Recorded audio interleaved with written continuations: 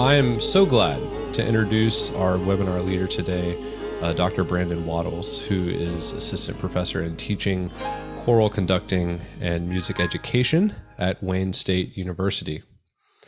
Dr. Waddles is a native of Detroit and earned his BA in music from Morehouse College in Atlanta and an MM in voice performance and pedagogy from Westminster Choir College of Rider University, and earned his PhD in music education with a choral conducting emphasis at Florida State University.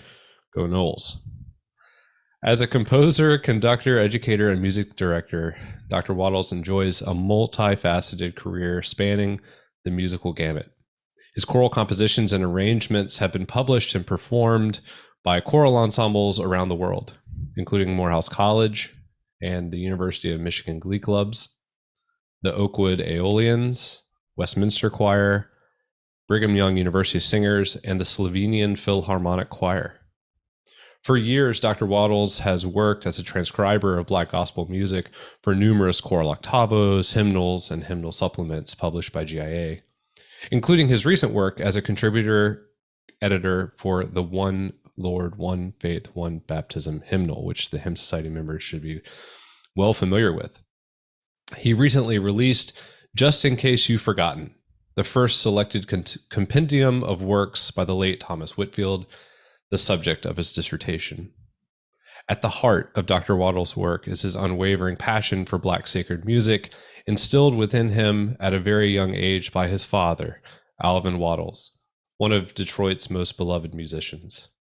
His area of research focus on Negro spirituals, the evolution of contemporary gospel music, and the life and work of Thomas Whitfield. So, Dr. Waddles, thanks for being here. Thank you for having me, Brian. This is wonderful. I first want to give thanks to Brian and everyone at the Hymn Society for inviting me into this space. Brian heard a bit of what you will experience today at the Hampton Ministers Conference this past summer. And with that, I must also give thanks to mentors like Dr. Tony McNeil, Professor Omar Dickinson, Dr. Leo Davis, of course, Dr. James Abington, a dear friend to the Hymn Society, who really started me on this journey of research and transcription in Black sacred music, specifically Black contemporary gospel music, which will be the focus of our conversation today. I want to thank everybody that's here. I know some more will be joining us. I encourage you to use the chat. I will be opening up for questions later on, so I'll give you a time if you have any questions towards the end where you can start to list them, and Brian will be checking in to the feed so that he can feed those to me, and we can be in conversation together.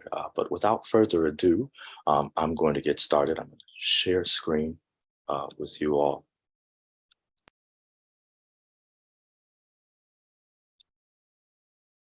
And I'm so excited to be here sharing with you on this subject called And They Sang a Hymn.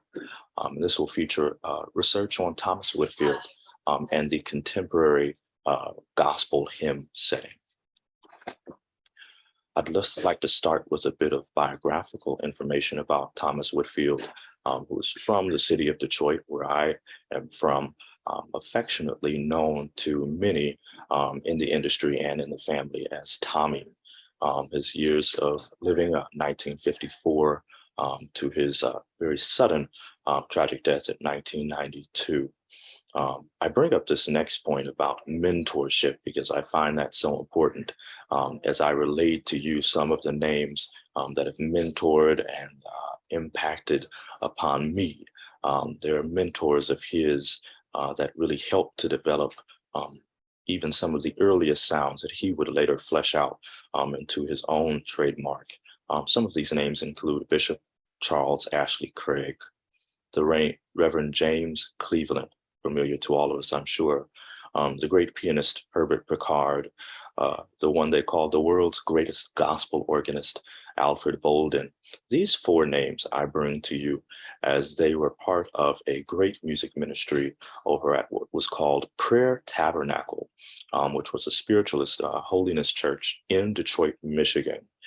And during what Dr. Raymond Wise refers to as the classic era of gospel music around the 40s and 50s and early portion of the 60s, they were moving into this massed choir format, but utilizing some very interesting other genre affiliated inspirations, if you will. In Detroit, if you can imagine, some of the sounds of Motown would have been featured.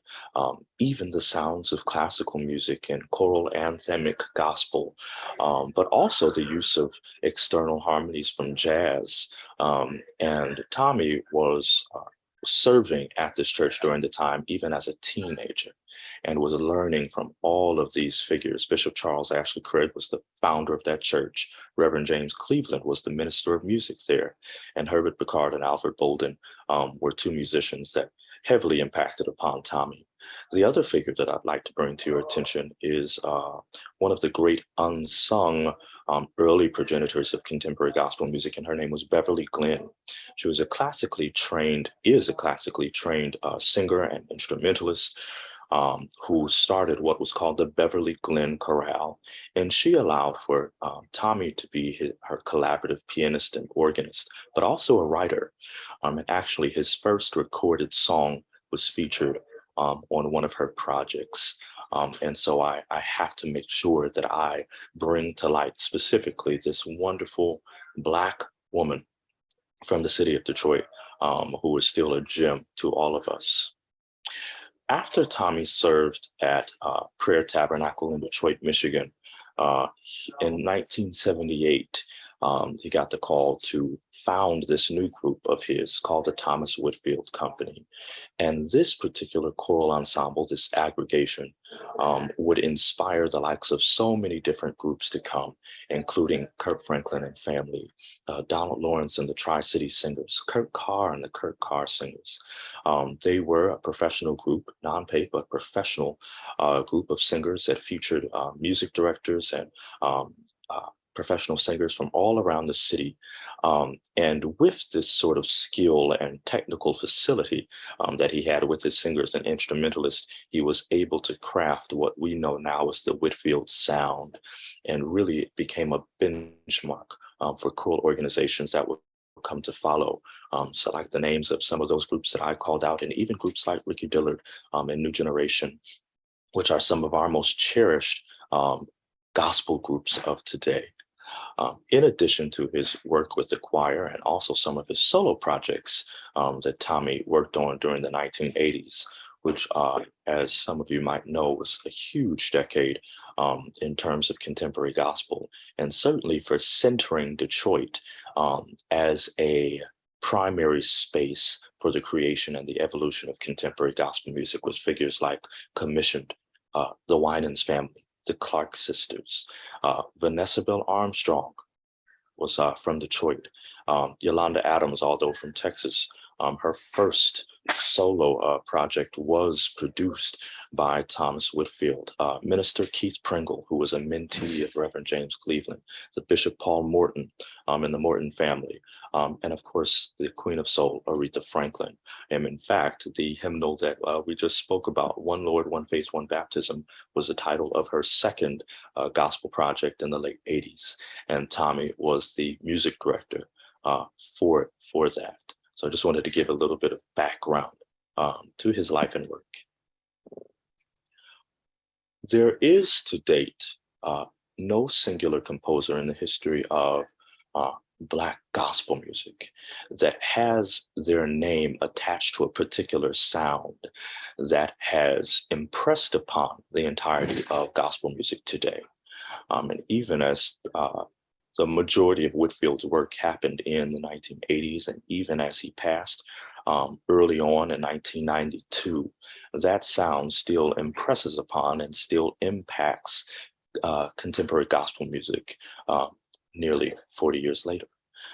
And in the course of my dissertation and my further research, I came across these four particular points that really help to illuminate what creates the Whitfield sound. The first is called redefining the choral sound.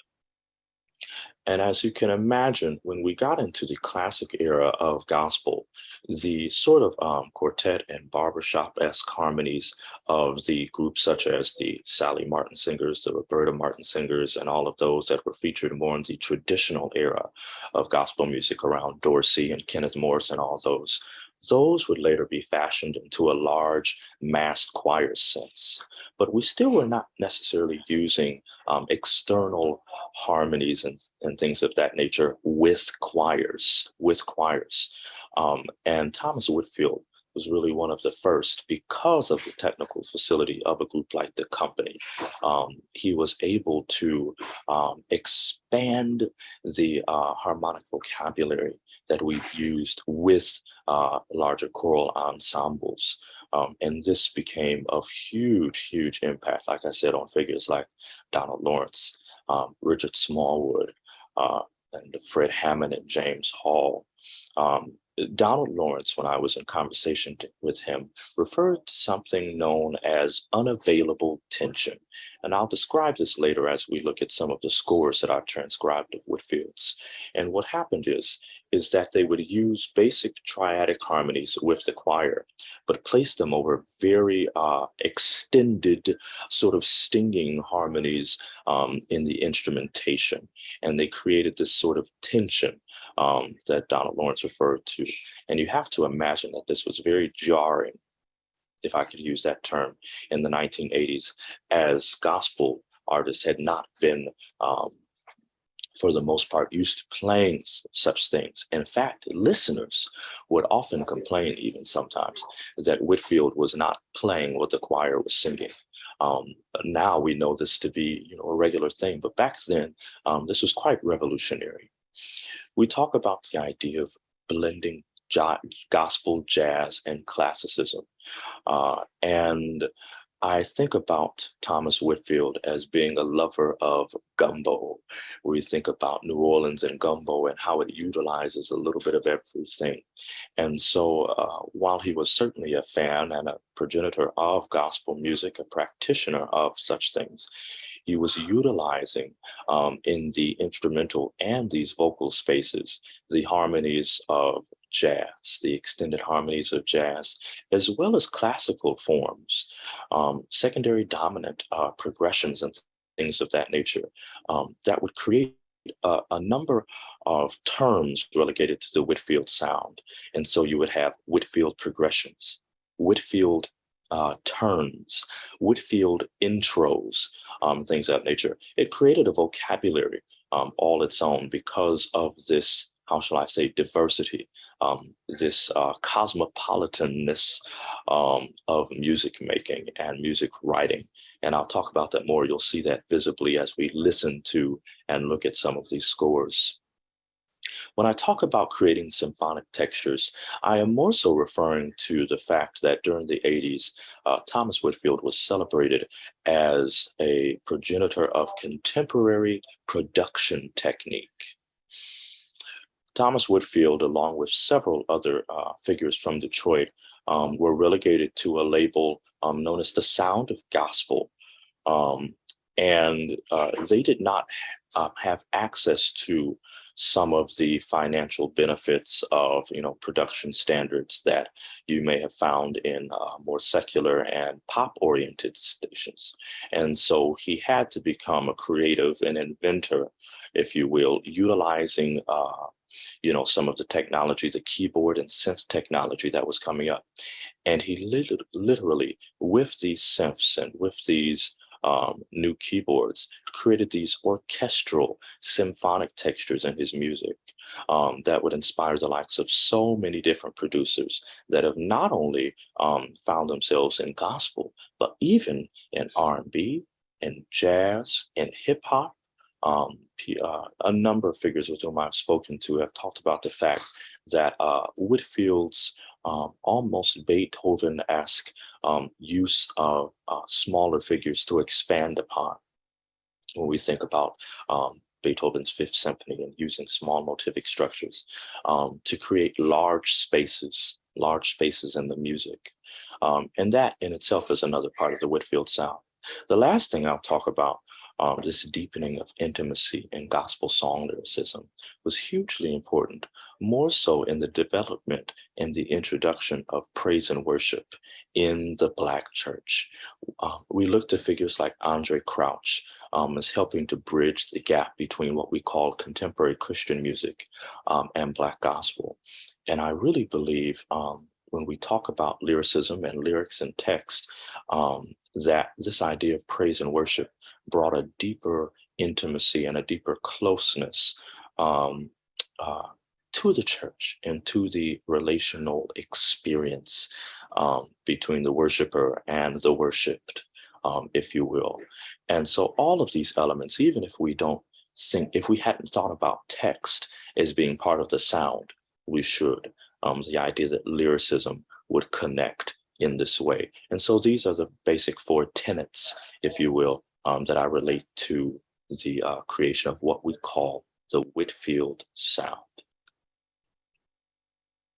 I continue on with a very important quote that was brought to me speaking to V. Michael McKay, one of Black sacred music's most treasured songwriters, and he has written for the likes of Daryl Coley, Yolanda Adams, Texan native, and dear friend Thomas Whitfield.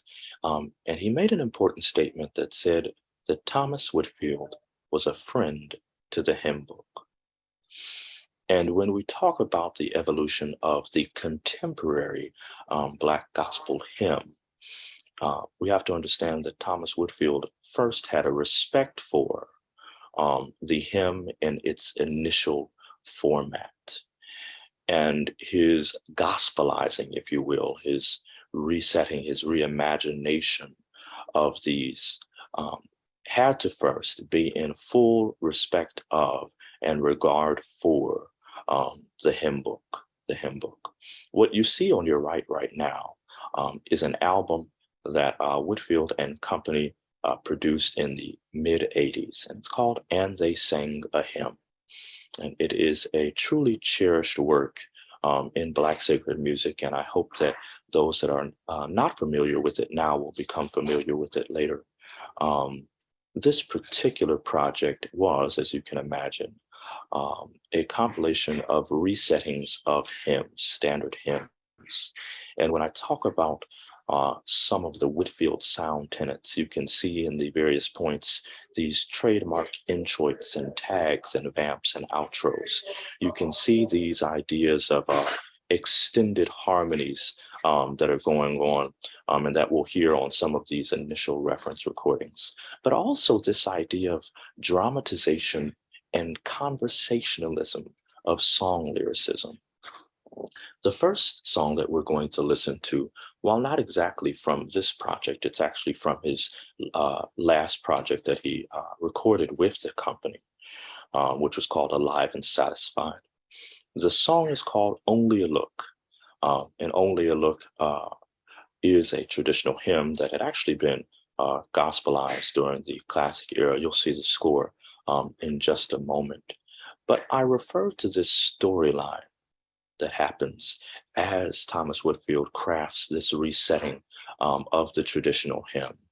And I think of the idea of the choir, the company, acting as the Shakespearean chorus. And if you remember anything about Shakespearean literature, it is as if the chorus is already aware of everything that is happening in the storyline. And they are in a call and response effort with the griot, the original storyteller. And the griot, in this sense, who comes from African culture, is the soloist. And so you will generally hear a trademark Whitfield introit.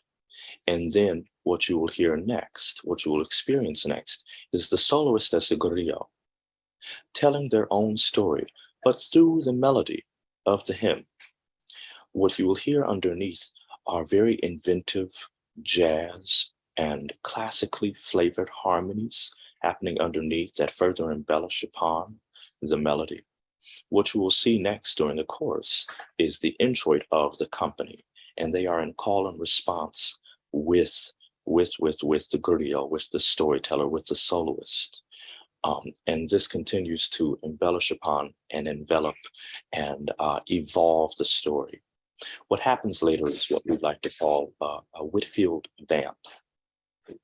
And here, there allows for this small motif of a sort. And as the choir is singing that repetitive motif, it allows for the guru or the storyteller to present their own improv, their own telling in that space. And so, like I told you with Beethoven's, Fifth Symphony and other things, using those repetitive motifs allows for the storyteller to embellish upon and to envelop. And so we're going to look at the score. I want to give thanks to Dr. James Abington, to GIA Publications, specifically the African American Sacred Song series that is a part of GIA, for allowing me into their space to transcribe these retellings. And so I'm going to come out of this space now, and we're going to look at the score. Give me a moment. Stop share.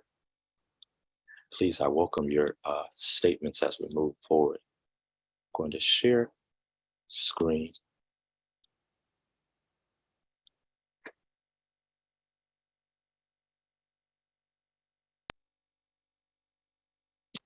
Actually want to. Here we go. This is only a look. First written by Anna Shepard and later arranged by Virginia Davis Marshall. And I believe it was actually Roberta Martin who would later gospelize this in a form. So you'll hear he's taking portions musically and lyrically of all of these. But we'll listen through and then I'll do a little bit of storyline afterwards. All right, hope you enjoy. This is only a look.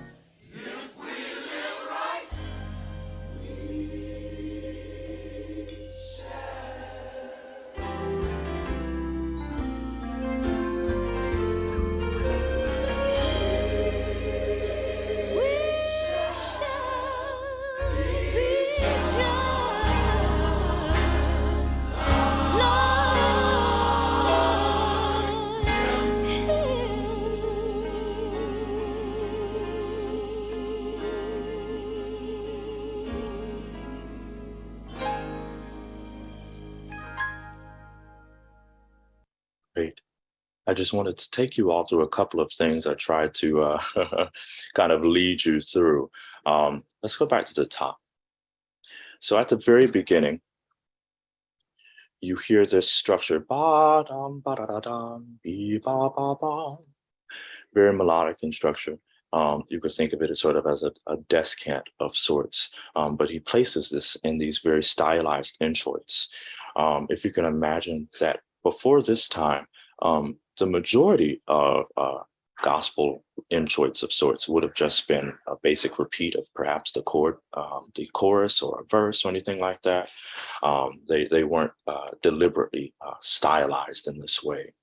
You'll see from the beginning that the soloist, with minor embellishment, truly lines, if you can think about lining the hymn, lines out the hymn, the griot, the storyteller. It was very important for Whitfield that the original essence of this, as it respects the traditional hymn, that would stay true to that.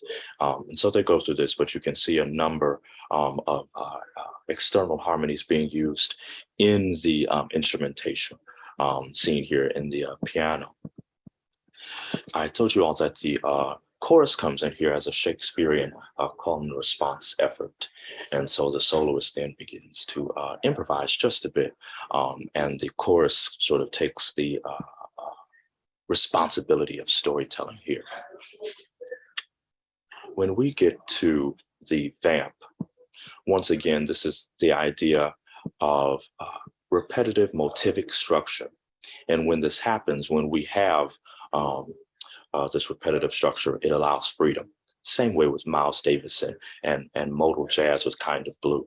It created so many different opportunities for soloists to improvise. And the same thing happens here. With We Shall, if we live right, we shall. And the griot is then able to embellish with personal storyline. And really, the choir serves in this communal aspect. It's very much fellowship based. I want you to pay attention to 92, and it happens again with this secondary dominant structure. It's very classicized in format. You can even hear trios. So there's a very classical format to it. But this progression would have been known as a Whitfield turn or a Whitfield progression. And he used progressions like these very often.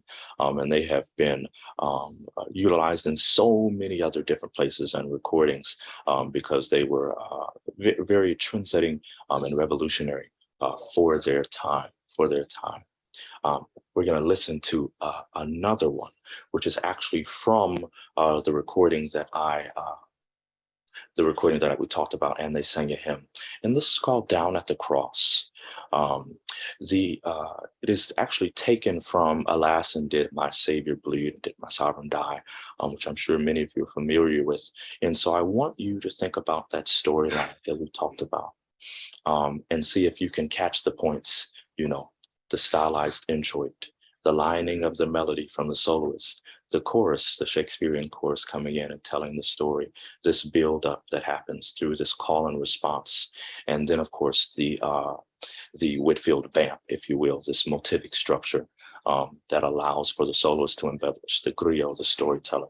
And the griot from translated African culture, we talked about Melanie Burnham and Portia Moss. We talked about this griot in terms of translating African culture into African American music, and that happens with the spiritual, with the blues, with hip hop, with jazz, with gospel, and really all of American music.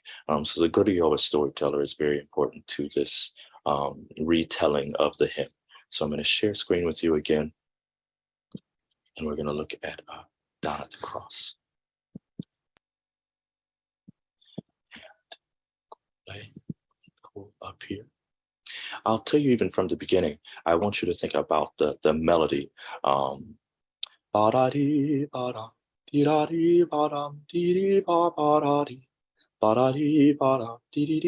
Then look here. But I want you to pay attention to the harmonies that he utilizes at the very beginning of this. So we'll listen to now Down at the Cross. Enjoy.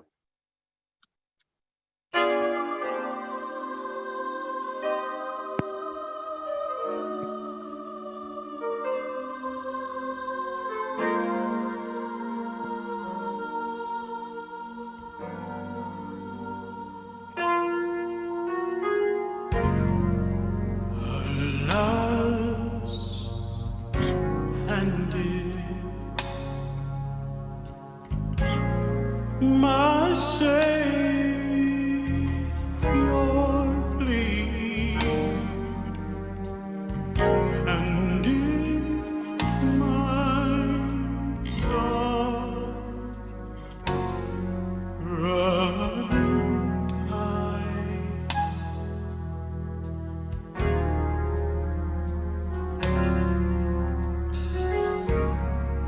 would He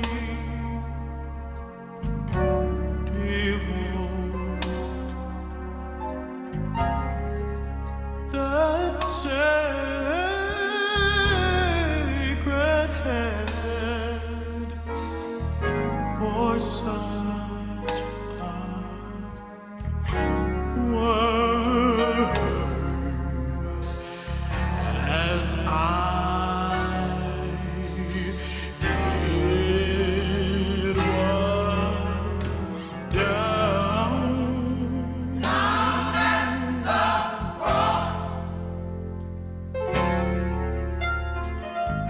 Oh, there.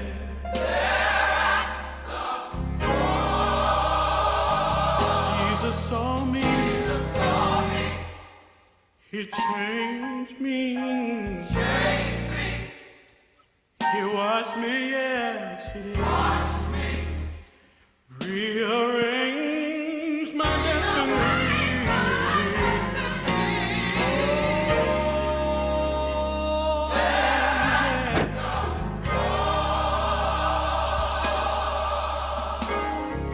At the foot of the cross,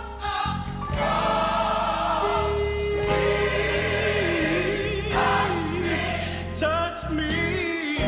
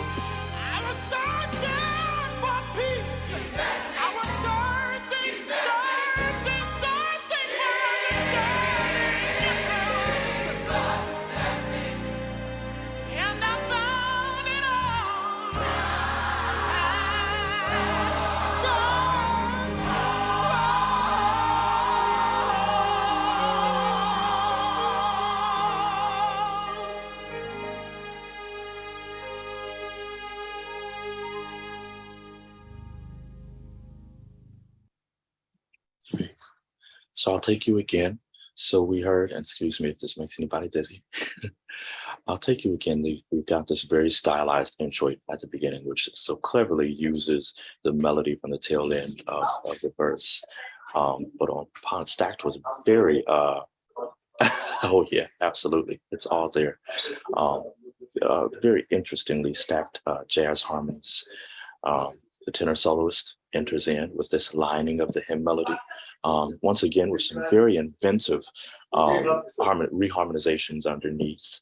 The chorus enters later on, and they kind of take the storytelling effort, and the griot kind of sits back in a response to that. And so you have a beautiful call and response effort, definitely found in spirituals such as, have we got for good religion, certainly Lord, and things of that nature.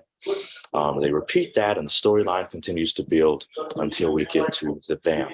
And like I said, using this repetitive motivic structure so that the soloist can now embellish with personal storyline.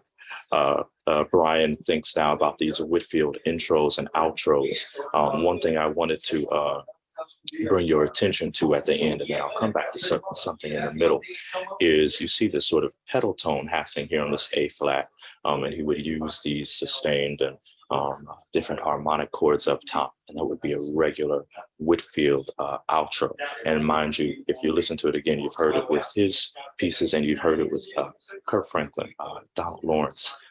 So many people have utilized the same, what we call Whitfield outro.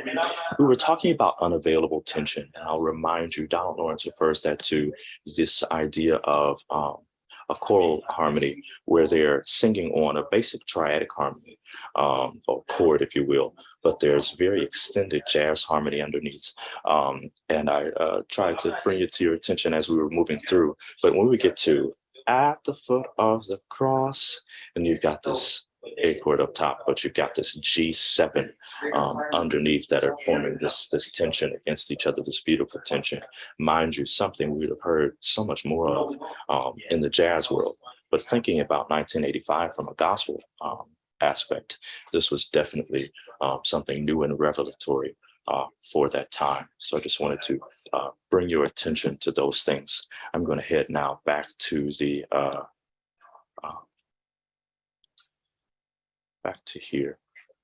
back to our presentation.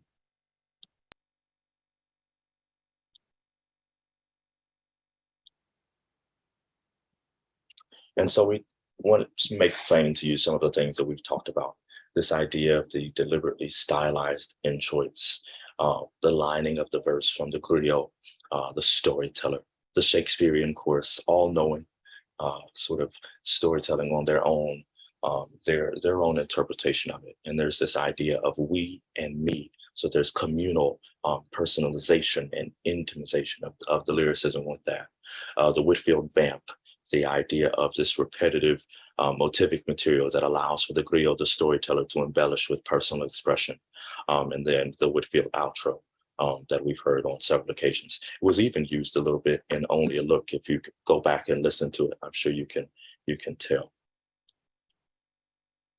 I was so grateful, I say again, to Dr. James Abington and GIA for allowing me to publish this first compendium of some of the works of Thomas Whitfield. Only a Look and Down at the Cross are inclusive of this packet. It is available as a whole. It's about 10 scores with GIA if you'd like to purchase all of them, or you can purchase them individually. We remember him now through not only his works that we can find in recordings, but certainly the works of several other musicians that were, I call, disciples of his. James Hall, who reimagined the blood, which is just a take of The Blood Will Never Lose Its Power, which we now know is a very cherished gospel hymn, Black gospel hymn by Andre Crouch. Kurt Carr's Holy, Holy, Holy, which is almost anthemic in nature, but also has a lot of Broadway. It's almost like an 11 o'clock number, if you will. The take on Sweet Little Jesus Boy, the popular Christmas spiritual hymn set by Donald Lawrence, and Go Tell It on the Mountain by Kirk Franklin. All of these immediately following Thomas Whitfield's passing sort of took on the torch to carry the Whitfield sound, crafted with their own. But certainly, if you listen to all of these, they utilize some of the very same tenets that we discussed. This idea of reframing the hymn into this contemporary Black gospel hymn format. And so he is remembered and cherished today, not only through his work, but of course through the works of his constituents and those he influenced, from Kurt Franklin to Donald Lawrence to Kurt Carr to James Hall, even to figures that worked with him. Richard Smallwood, older than Tommy, but he referred to Tommy as uncle, because he said he had such a great influence on him and his work, not only with his smaller group, the Richard Smallwood Singers, but certainly with his larger group Vision. We think about Twinkie Clark, who was writing for the Clark sisters. And she said every time that she wrote, she had to have a little bit of Tommy in it. And they influenced each other. We think about so many figures. Fred Hammond, who continued to carry on the banner of introducing and developing praise and worship in the Black church in an urban way. And he was immediately influenced by Thomas, especially as a Detroit native. So we are grateful for his work and his going. I encourage you now, as I'm finishing up, if you have any questions, I'm happy to answer them. I see some coming in. Martin, I want you to tell you, it's so good to see you. So good to, well, not see, but good to hear you there as a Princeton. Brings back great memories. He said he'd like to hear about my process of transcribing the piano score. I and Dr. Brandon Boyd, who is now Director of Choral Activities at University of Missouri, actually talked about this several years ago at a national ACDA conference, and it was called Making It Plain. We talked about transcribing Black gospel music for the score. And what has to happen is, the first thing is that I have to have the original reference recording. And so these recordings that you heard are the reference recordings that I use to transcribe. Specifically with the piano part, I'm having to make sure that the entire band is condensed within the score so that it's playable. First of all, because it might just be a pianist with you, but also that it maintains the integrity of the original composer or arranger's intent. So there's that, making sure that the reference recording is being utilized so that I'm as accurate as possible. But I am having to condense some of the things because I'm having to take into account not only a keyboard or several keyboards, organist, the bassist, so making sure that there's a rhythmic aspect to what I'm doing, especially if I'm dealing with faster paced pieces, which I have also transcribed, and making sure that it is full and accessible. So utilizing that reference recording and condensing for accessibility. So mind you, every little riff and run, if this is not a full transcription, I refer to them truly as transcription arrangements. So it is not note for note, but it is making sure that the harmonic and rhythmic integrity, as was originally seen, is taken care of. So hope that answers that. Yeah. I have a question. Great.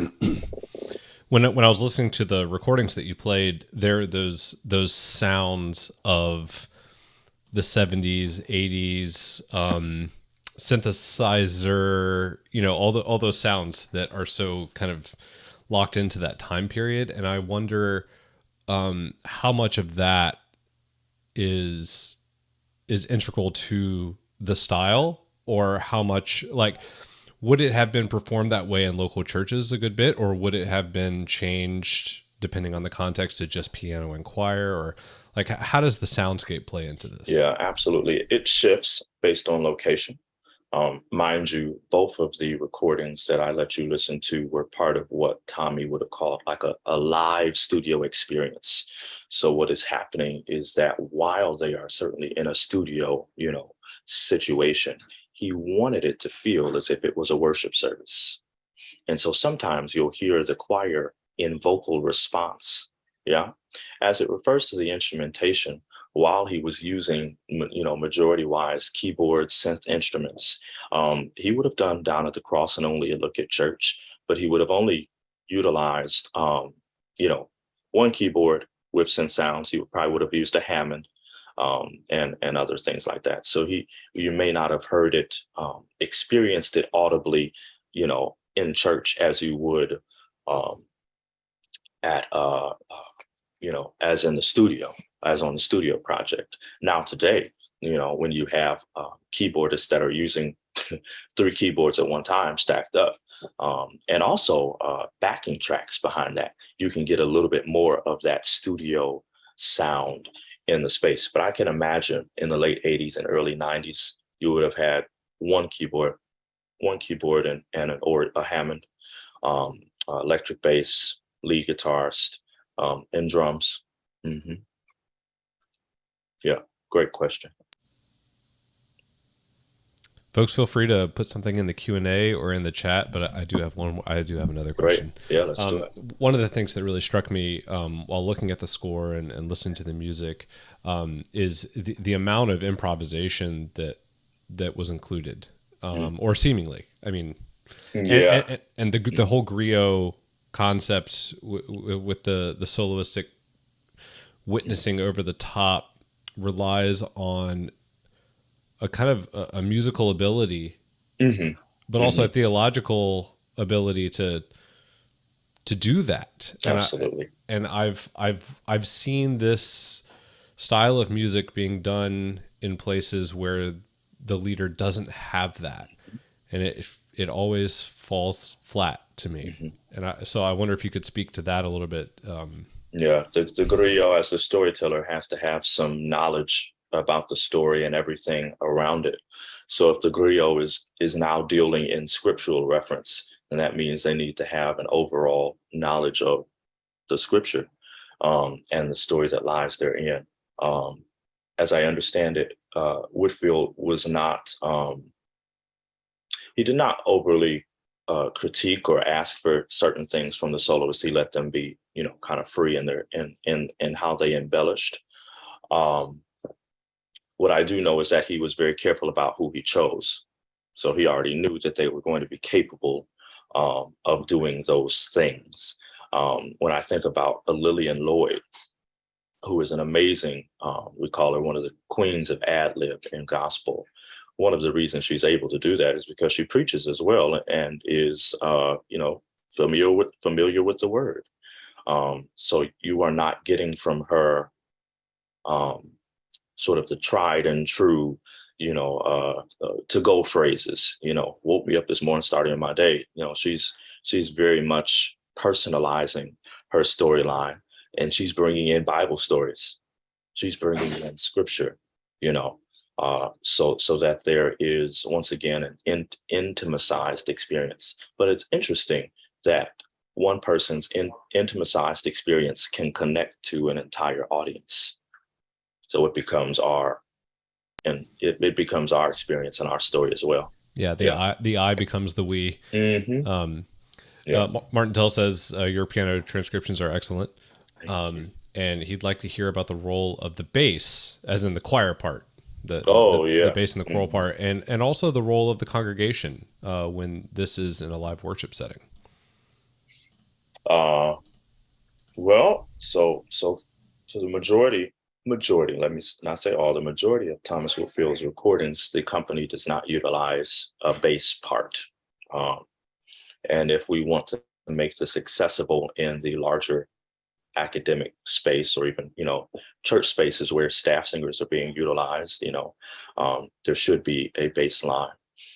And so I have to balance that in between not only the electric bass part, but also sometimes there are certain harmonies that I can even more embellish upon with the bass harmony to make it a little bit more intimate. I have to balance that out. So I don't want them to just go off of what the bass line is doing, the actual bassist in the band. And I also have to be careful about, what do you call it? Doubling and leading, things like that. So I try and make sure I steer clear of those things. And if there are ways that the bass line can even further embellish the harmony, then that's a win too. As for the congregation, I think when you get to spaces like anything that's repetitive, like a chorus of sorts or a vamp, anything that somebody can hold on to, then those are wonderful points for you to invite the congregation to be part of the experience. So I will say those motivic moments are really good. Short little phrases that you can bring everybody in. And Tommy would, have the choir teach the congregation. He said, just sopranos. He said, I want to hear sopranos in the hall now. Altos. All right, I want to hear altos. But tenors, I want to hear tenors. Break everybody here. I just want to hear everybody. He would say, now in one loud voice, and that's a big part of the praise and worship experience. So even with more gospel, heavy, hard gospel choir songs like you've just heard, he was able to create praise and worship communal experiences with those songs. It's very important. Yeah. All right, folks, this is your last chance to pick the brain of Dr. Waddles before we bring this thing to a close. And so, listen, if anybody has any questions that might, because sometimes they come up later. Oh my gosh, thank you. Here's my website, and there is a contact page, and you are more than welcome to reach out to me with any questions, or if you have any asks for scores that I can lead you to, more than glad to help. Thank you. Thank you very much. And anyone who's watching this after the fact, you can email office@thehymnsociety.org for more information on how to get in touch with Dr. Waddles. Thank you so much for agreeing to do this and being with us today. Blessings on your travel back home. Yes, thank you. And thank you. Mark, it's so good to hear from you. Thank you, Mark. Yes, so good. So yeah, thank you all for expressing your gratitude in the chat, and we'll see you on next Tuesday. We have our monthly informal gathering at the Hymn Society. Join us on Zoom next Tuesday, and we've got another centennial interview with Mike McMahon coming up as well. So make sure you check out our upcoming events. Thank you all for joining us today, and take care.